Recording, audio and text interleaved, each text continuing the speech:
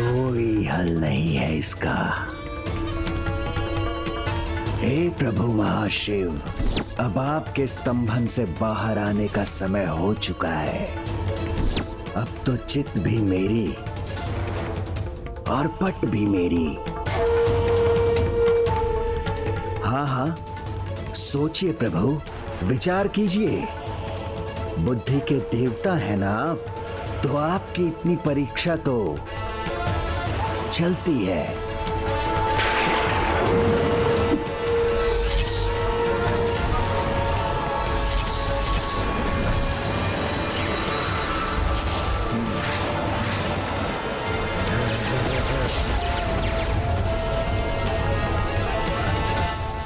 ये दुष्ट तो देवी कवच को नष्ट करने के लिए पूर्ण रूप से तत्पर है। सोचो पुत्र, मुझे विश्वास तुम अपनी बुद्धि से समस्या का कोई उपाय अवश्य ढूंढ लोगे। माता, आपने कहा था स्थिर भाव से कोई समाधान अवश्य प्राप्त होता है, किंतु इस बार तो मुझे कुछ भी नहीं सूझ रहा है। पुत्र, जिस प्रकार पहले अंधेरा दिखाई देता और उसके बाद उसी अंधेरे में सब कुछ दिखाई देने लगता है, उसी प्रकार कभी कभी समस्या के स्रोत में उसका समाधान छिपा होता है। समस्या के स्रोत में उसका समाधान छिपा होता है।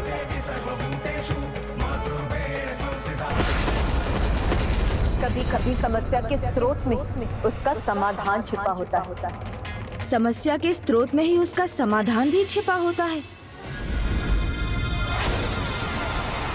माता पार्वती ने भी तो प्रभु मातंग की समाधि की स्तंभित अवस्था को देख माता मातंगी का रूप धारण किया था। तो फिर एक ही अवस्था के दो भिन्न परिणाम कैसे हो सकते हैं? और उससे भी बड़ा सत्य तो ये है माता कि प्रभु को हम उनके जिस रूप में स्मरण करते हैं, वो हमें उसी रूप में प्रत्यक्ष दर्शन देते हैं। मैंने उचित कहा ना माता?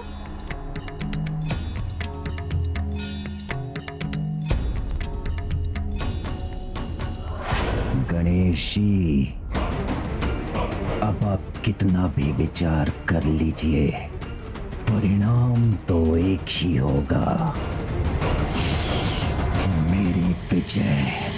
सत्य कहा तुम। एक ही अवस्था के दो अलग परिणाम नहीं हो सकते।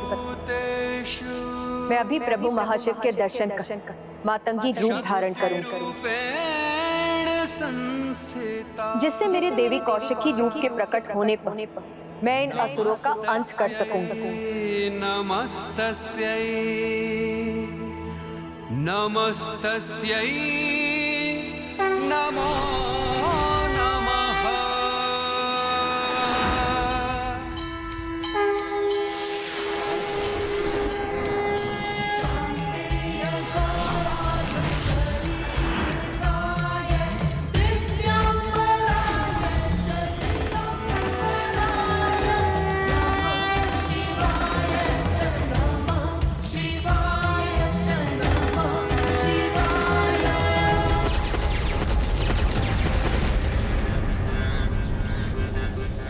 माता के यहाँ से लुप्त होने के कारण उनका देवी कवच भी दुर्बल पड़ता जा रहा है।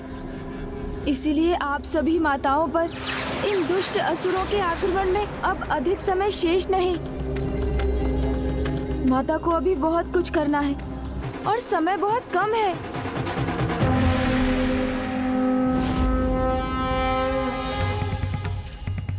प्रभु, यदि आप मेरे हित में स्तब्ध हैं, अपना प्रत्यक्ष रूप खोकर अप्रत्यक्ष हो रहे हैं, तो मैं भी आपका साथ अवश्य दूंगी।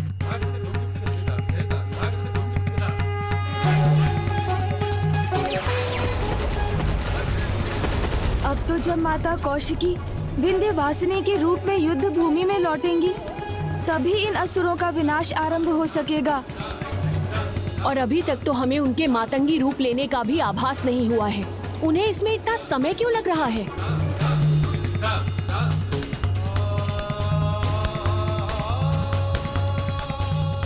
ये तो अति उत्तम है कि अब ये दोनों भी स्तंभित हो गए हैं।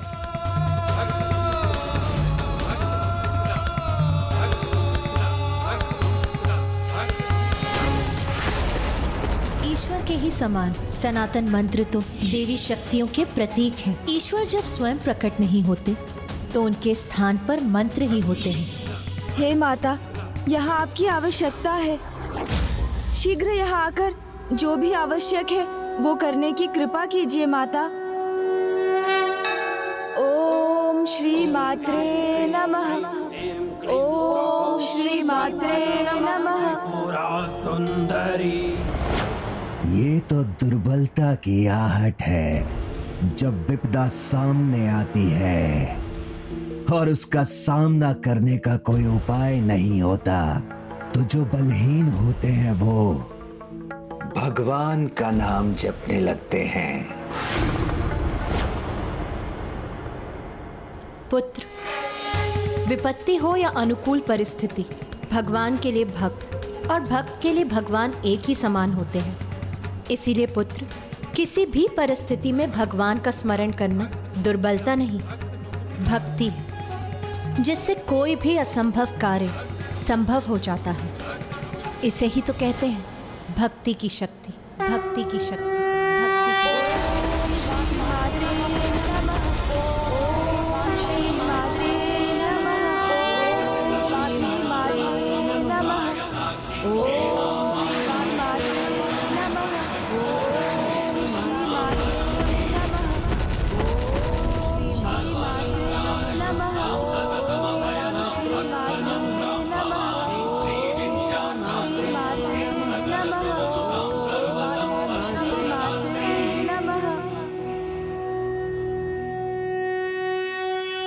माता, आपके यहाँ आने में अब तनिक भी विलंब नहीं हो सकता। कृपा कीजिए माता। ओम श्री मात्रे नमः। शक्ति रूपेण मुझे क्षमा कीजिए प्रभु, आपको स्तंभन से बाहर निकाल सकूं, उसके लिए मुझे अभी और समय लगेगा। सर्वप्रथम मुझे भंडासुर से युद्ध कर इस युद्ध का अंत करना होगा। ओम मातंग महाशिवाय नमः।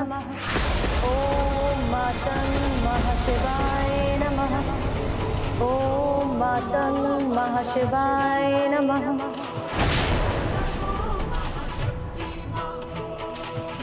माता ने हमारी पुकार सुन ली और अब वो शीघ्र माता मातंगी रूप धारण करने जा रही हैं।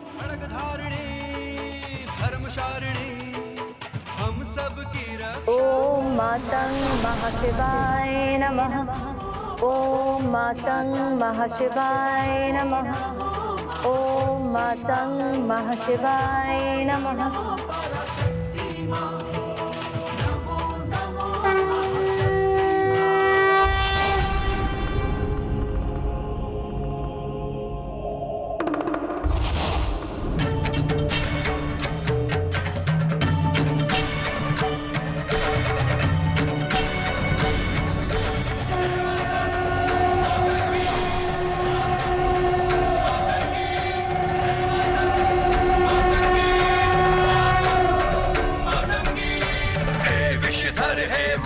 बिहारी भस्म में रंजित अद्भुत होरी।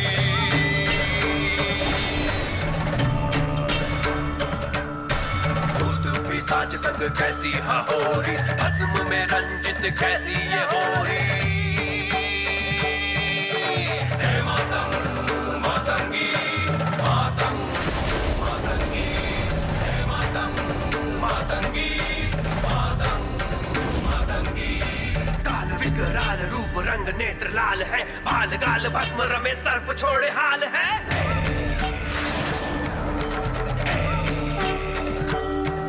ओम ऐं भगवती मातंगेश्वरी। ओम ऐं भगवते मातंगेश्वरी।